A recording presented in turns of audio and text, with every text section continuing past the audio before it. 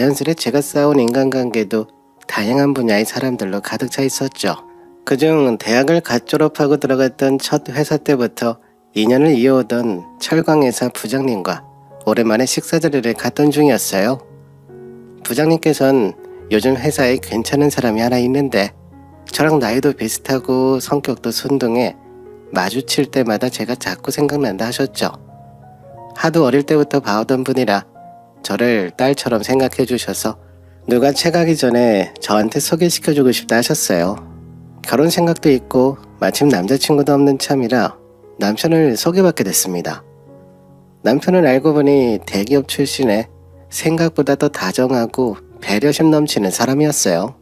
첫 만남엔 센스 있는 데이트 코스까지 짜와 호감을 얻더니 여러 차례 만나며 제 취향을 알고 나니 항상 제 취향에 맞는 식당이나 장소를 데려가 절 즐겁게 해줬죠. 그렇게 시작하게 된 연애도 참 즐거웠어요. 연애하기 전에도 다정하던 사람이 연애를 시작하니 매일 절 데리러 오고 같이 있을 땐 항상 데려다주며 늘 행동으로 내가 사랑받고 있구나를 느끼게 해주는 사람이었어요. 더군다나 절 소개시켜준 부장님께도 감사하다며 좋아하시는 비싼 술까지 선물해 부장님이 둘이 잘 만났다고 뿌듯해 하셨죠. 30대에 시작한 연예인이 기념일은 크게 의미를 두지 않을 거라는 생각과는 다르게 작은 선물이라도 꼭 주고 축하해주니 행복했습니다. 물론 2년을 연애하면서 다툰 적은 있어도 안 좋은 기억보단 행복하고 따뜻한 기억이 대부분이었어요. 그래서 결혼을 하게 된다면 남편과 하고 싶었어요. 그리고 프로포즈 받는 날은 정말 기뻤답니다. 결혼 준비를 하면서 처음으로 시어머니를 만나게 된 날 사실 걱정이 많았어요. 남편은 외동아들이었고 시아버지가 몇 년 전에 돌아가셔서 남편을 뺏어간다 생각해 나쁘게 대하진 않을까 생각이 많았죠. 하지만 정작 만나보니 시어머니는 따뜻하고 상냥하게 절대해 주셨고 그때도 저에게 내가 한마디만 할까? 들었겠지만 홀어머니의 외동아들이니 얼마나 걱정이 많았겠어요. 근데 그건 아들에 따라 다릅니다. 나중에 결혼해서 아이 낳아보면 알겠지만 아들이 번듯하고 잘 키웠다 생각 들면 아들 인생보다는 내 인생 챙기기 바쁘거든. 내가 지금 그래요. 아들이 부족하면 어미가 그 빈자리를 채우려고 극성 맞아지거든. 내 주변에도 그런 사람 여럿 봤어요. 근데 난 아니야. 대기업 잘 다니고 있고 이렇게 좋은 짝을 내 눈앞에 데려왔으니 내가 무슨 걱정이 있겠어요. 아무튼 나는 너무 반갑고 그리고 마음에 들고 우리 아들하고 잘 만나줘서 너무 고마워요. 라며 제 머릿속을 들어갔다 나오신 것 같은 말씀을 해주시니 뿌옇게 고민만 쌓였던 생각들이 한순간에 싹 다 사라지는 것 같았습니다. 그래서 결혼도 망설임 없이 시작한 것 같아요. 어머님도 엄청 자상하셨고요. 한참 신혼을 즐기며 행복한 나날을 보내던 중 3년 전 모두가 밖에 나가기 힘들었을 그 시기에 회사가 운영 방법을 바꾸기 시작했어요. 그러더니 재택이 불가능한 최소 인원을 제외하고 모두 재택근무를 시작하게 됐죠. 사무직이었던 저 또한 재택근무를 시작하게 됐어요. 소통을 많이 해야 하는 직종이라 오히려 사무실 출근이 더 편했지만 신혼이다 보니 집에서 일하면 남편을 더 빨리 볼 수 있지 않을까 하는 기대가 피어올라 오히려 기분이 좋았죠. 하지만 그 혜택은 얼마 안 가 남편의 갑작스런 지방 발령으로 깨지게 됐습니다. 출장도 아닌 지방 발령이 난 남편으로 저흰 주말 부부가 되었습니다. 남편은 평일에 지내는 집 따로 주말엔 신혼집으로 오며 두 집 생활을 하게 됐어요. 그때부터였을까요? 시어머니의 태도가 달라졌던 것이죠. 제가 처음 재택근무를 시작하게 됐을 때 남편의 집에 돌아오면 늘 저에게 부럽다는 말을 했어요. 진지하게는 아니고 장난식으로 출퇴근 시간이 없으니 여유로워 보여서 부럽다, 배 아프다는 말을 했었죠. 가벼운 대화로 하던 얘기들이고 저 또한 출퇴근으로 고통받았던 사람이니 진심이라도 이해가 가서 딱히 별 생각이 없었어요. 근데 주말에 시댁에 놀러 갔을 때 남편이 저희 시어머니께 저희 근황을 이야기하면서 저희가 하던 그 대화처럼 부럽다며 제 재택근무 사실을 말씀드렸습니다. 숨길 일은 아니라 딱히 신경 안 썼어요. 사실 제가 아는 어머님이라면 그나마 제 몸을 편해줬으니 잘됐다고 해주실 뿐이라 미소가 먼저 올라왔죠. 근데 이게 웬걸? 그 이야기를 들은 시어머니 표정이 갑자기 어두워지시는 거예요. 그러면서 다짜고짜 저희 집안일은 누가 하는지 물어보셨어요. 그전까진 관심조차 두지 않으셨는데 말이죠. 네, 어머니. 저희 원래 하던 대로 같이 분담해서 하고 있어요. 오빠가 요리는 잘 못하니까 요리는 제가 대부분 하는 대신 쓰레기나 빨래는 오빠가 하고 청소는 같이 하고요. 집안일도 같이 하니까 사이가 더 좋아진 느낌인 거 있죠. 그러자 어머님은 아가, 그래, 요즘은 그렇게 같이 하는 게 대세라고 하더라. 그래도 네가 와이프인데 남편은 좀 더 챙겨야지. 더군다나 집에만 있는 애가 출퇴근하면서 고생하는 사람 생각해서 웬만하면 집안일도 손 많이 안 가도록 해놓는 게 좋지 않겠니? 아, 그쵸. 안 그래도 출퇴근이 힘드니까 제가 전보다는 좀 더 하고 있어요. 근데 재택이라도 일하는 건 똑같고 오히려 시간이 더 걸리고 해서. 그거 오래 걸려도 출퇴근 시간만큼은 아니지 않니? 에휴, 니네 회사 괜찮은 건 맞지? 다 망해가는 건 아니지? 무슨 회사가 하루아침에 재택이나 시키고 말이야. 집에서 일이나 제대로 하겠어? 될 때마다 농땡이 피우기 딱 좋잖니. 그렇게 농땡이 피울 때 집안일도 좀 더 해놓고 하면 좋지. 노력할게요, 어머님. 근데 요즘 재택하는 회사 정말 많아요. 그리고 워낙 일의 양이 많아서 쉴 틈도 없어요. 저도 정신 차려보면 어느새 저녁이고 그러더라고요. 오빠 보내면서 저도 일 시작해서 오빠 올 때까지 작업실에서 일만 해요. 그래, 일벌레가 따로 없구나. 요즘 밖에 돌아가는 것도 위험하고 면역력 떨어지면 바로 병나는 시대인데 밖에 나가는 사람 좀 잘 챙기렴. 너도 건강 잘 챙기고. 안에만 있는 사람보단 밖으로 일하러 다니는 사람이 걱정되지 않니? 신혼인데 남편 병나는 것보단 잘 챙겨서 건강한 게 낫지 않니? 제가 재택하는 것이 뭐가 그리 마음에 안 드시는 건지 어머님은 처음으로 저에게 짜증을 내셨습니다. 근데 그 마음을 모르겠으니 그저 그날 기분이 안 좋으시겠거니 하고 넘겼어요. 그렇게 여전히 바쁜 생활을 보내던 중 남편이 갑자기 부서 이동을 하게 될 것 같다며 말을 뗐어요. 회사에서 진행하던 프로젝트가 잘 안 됐는데 그걸 핑계로 팀원을 줄이려고 하는 것 같다는 말을 했죠.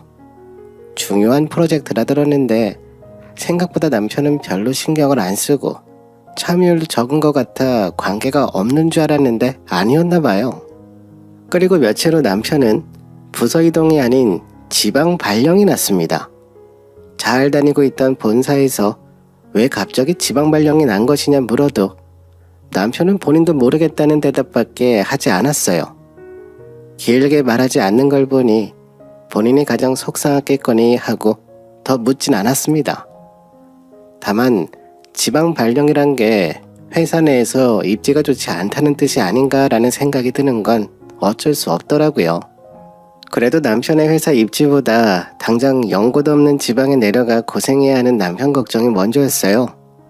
아직 신혼이기도 한데 지방 발령은 너무 가혹했죠. 남편은 발령난 지역에 원룸 하나를 구하고 거기서 평일은 지내고 금요일과 퇴근 동시에 신혼집으로 올라오는 생활을 시작했습니다. 일요일 저녁에 남편을 보내는 것은 매번 해도 슬프더군요. 남편을 보내고 평일엔 혼자 외로웠지만 매주 주말마다 집으로 올라오는 남편 덕에 괜찮았어요. 평일엔 일이 바쁘기도 해서 시간도 금방 갔으니까요. 근데 저희 재택근무 소식에 이어 남편의 지방 발령 소식을 들은 시어머니께서 다짜고짜 전화를 하셨더라고요. 본인 아들은 밖에서 열심히 일하는 것도 모자라 지금 연고도 없는 지방으로 발령돼 혼자 힘들 텐데 주말마다 집에 오는 고생까지 하고 있어 얼마나 힘들지 걱정을 하시더라고요. 그리고는 네가 남편 따라 내려가던가 아니면 재택근무에 시간이 많으니 반찬이라도 만들어서 먼저 찾아가야 하는 것 아니냐면서 성질을 내셨습니다. 처음 접하는 시어머니 태도에 당황했지만 전에도 말씀드렸듯이 재택근무여도 하는 일은 같아서 늘 바쁘고 남편이 주말이라도 집에서 쉬고 싶다고 오겠다고 해서 못 간 거라 말씀드리며 잘 마무리하고 넘겼습니다. 하지만 며칠 뒤 그땐 전화로는 성의 차지 않으셨는지 시어머니는 신혼집에 연락도 없이 갑자기 찾아오셨어요. 평일엔 제가 재택근무를 하니 당연히 집에 있겠다 생각하시고는 무작정 찾아오신 것 같았죠. 그날따라 유독 일이 바빠 정신이 없어 작업방에 앉아 일을 쳐내고 있었어요. 제가 일에 너무 몰두한 것인지 초인종 소리도 듣지 못했나 봐요. 갑자기 벌컥 문 여는 소리가 들리더니 시어머니가 집으로 성난 발걸음을 하며 들어오셨죠. 일에 집중해 있던 정신이 그 소리에 번뜩 차려지더군요. 다급하게 거실로 나가자 거실 한가운데에서 시어머니가 서 계셨어요. 문을 열어주지도 않았는데 어떻게 들어오신 건지 정말 당황스러웠지만 제가 초인종을 못 들어 남편이 비밀번호를 알려줬겠거니 대수롭지 않게 생각했습니다. 다만 왜 갑자기 찾아왔는지에 대해선 의문투성이었죠. 서울에 오게 된다면 하루 전이라도 연락하시던 분이 이렇게 경우 없이 집에 찾아오는 건 처음이었으니까요. 특히 평일이라 집에 저밖에 없다는 것도 아실 텐데요. 팔짱을 끼고 눈으로 집안을 훑으신 시어머니는 이 비싼 곳에서 혼자 사니까 좋냐고 비꼬시더군요. 그러더니 집안 살림을 뒤져본 적도 없는 분이 집안에 이곳저곳을 헤집으며 남편 없다고 대충 해놓고 사는 거냐? 부터 시작해서 출근도 안 하고 남편도 주말에만 오지 시댁은 멀기까지 하니 네 세상이라 행복하냐고 하셨어요. 그리고선 제 차림새도 한번 훑어보시거든. 참 너처럼 편한 며느리도 없다. 시엄마가 왔는데도 그렇게 다 들어준 옷차림으로 저 지금 집에서 편하게 놀고 있어요. 티를 내고 있니? 하고 괜한 말로 비꼬셨죠. 그리고는 눈으로 보니 더 걱정되고 화가 난다면서 어차피 집에서 편하게 일하는 사람이면 남편 생각해서라도 주말에 내려갈 생각을 하든가 그쪽으로 아예 이사를 갈 생각을 해야 하는 거 아니냐고 따져 물으셨어요. 그것도 못하겠으면 지방 발령된 곳이랑 시댁이 그렇게 멀지 않으니 시댁이 있는 지역에 내려와 근처에 자리 잡으라고 하셨어요. 안 그래도 요즘 건강이 중요한데 본인 아들이 지방 발령으로 내려가 혼자 지내면서 스스로를 잘 챙기지도 못하고 일만 하면 어쩌나 하는 생각에 요즘 자다가도 뒤척 계신다고 걱정도 늘어놓으셨죠. 당황한 제가 별 말을 못하고 이거 어떡하지 하며 가만히 생각하고 있으니 저렇게 별 생각이 없어서 답답하다고 본인 가슴을 퍽 벅치시더군요. 집에서 그렇게 가만히 있을 거면 시댁으로 내려와 며느리 역할이라도 하라고 강요도 하셨어요. 와이프 역할도 제대로 못하면서 며느리 역할이라도 잘해야 하는 거 아니냐고 건강식이나 내조하는 방법도 본인이 알려주시겠다 하셨죠. 말하면서 저의 의견은 신경도 안 쓰고 이미 마음을 정하신 건지 집은 본인이 알아보고 알려주겠다 통보하시고 돌아가시더군요. 그 주 주말 집에 온 남편에게 상황을 설명하고 도대체 갑자기 왜 저러시냐고 내가 집에서 일하면 더 바쁘고 재택이 언제까지 이어질지 알 수 없으며 벌이는 똑같은 거 아시는 거냐며 짜증을 냈습니다. 아니 오빠가 어머니 좀 말려. 이건 진짜 너무하시잖아. 전에 집 갔을 때 재택 얘기하니까 그때도 표정 변하면서 집에서 일하는 걸로 돌려서 엄청 비꼬셨는데 오빠 지방 발령 나자마자 아예 대놓고 성질을 내시잖아. 그게 내 잘못이야? 그리고 재택이어도 일하는 거 똑같고 안 그래도 요즘 엄청 바빠서 정신 없는데 갑자기 말도 없이 다짜고짜 집에 찾아오셔서 집안 다 해집고 성질 내시잖아. 집 비밀번호도 알려드렸어? 엄마가 걱정되셔서 그러는 거잖아. 비밀번호는 잠깐 들르신다고 물어보셔서 알려드렸어. 당신 요즘 회의 나갈 때 있다고 했던 거 생각나서. 그래도 그렇지 우리 엄마인데 그렇게까지 말할 건 없잖아. 내가 언제 어머니 싫다고 말한 적 있었어? 내가 이렇게까지 말하는 거면 왜 그러는지를 생각해야지.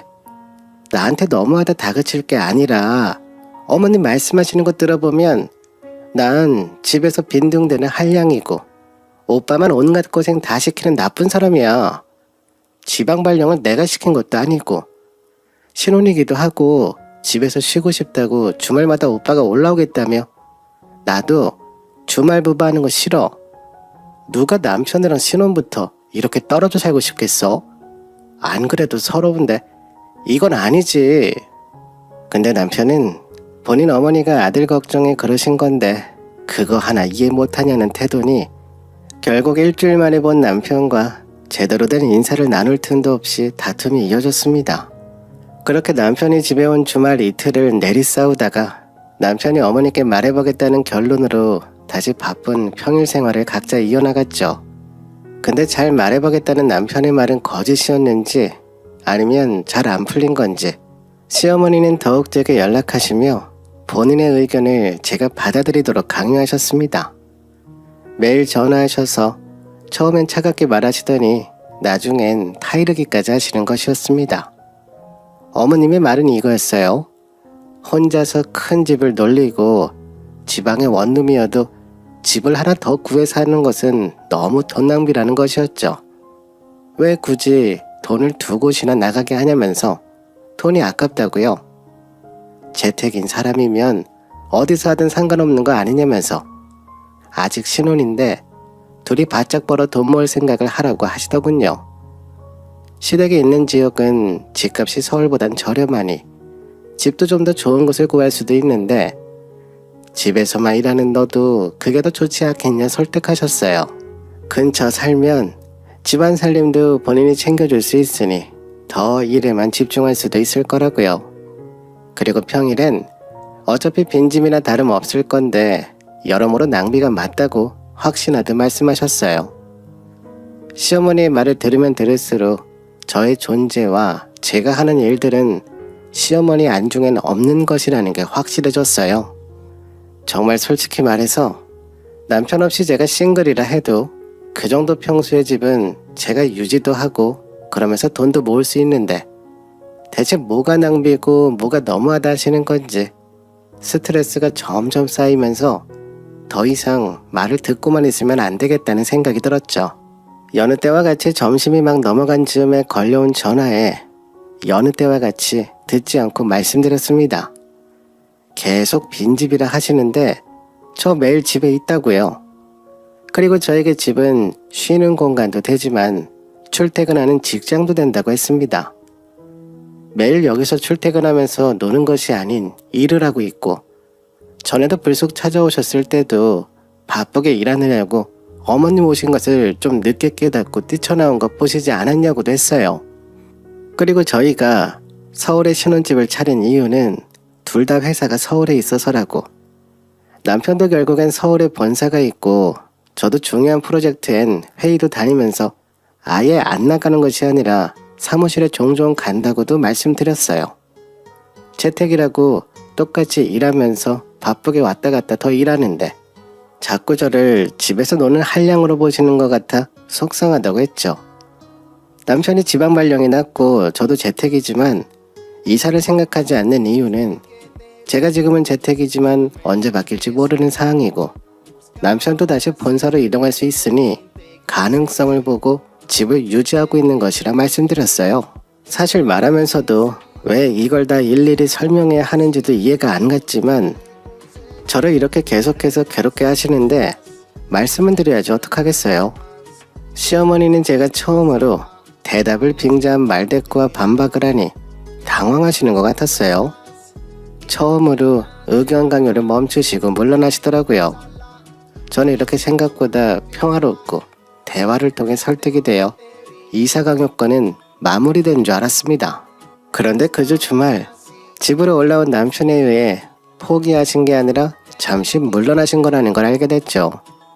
저는 시어머니를 설득해보겠다, 본인이 잘 말해서 해결해보겠다던 사람이 갑자기 태도를 달리했어요. 어이가 없었죠. 처음엔 그냥 추억 얘기를 하는 줄 알았습니다. 하지만 듣고 보니 본인이 나고 자란 시댁이 있는 동네가 좋다고 어필하는 것이더군요. 제가 이사 갈 마음이 생기도록요. 내가 어릴 때부터 거기서 커서 그런 게 아니라 정말 평화롭고 좋은 동네라 자기도 마음에 들 거야. 우리 엄마가 괜히 집으로 내려오라 한 게 아니라니까. 우리 부모님도 처음에 내려가신 이유가 친구 동네였는데 너무 평화롭고 좋아서 내려가셨대. 시댁 동네 좋은 건 알겠어. 나도 가보기도 했고 어떤 동네인지도 대강 알아. 근데 그게 왜 중요한데 우리한테? 당신, 우리가 왜 신혼집을 유지하기로 했는지 잊었어?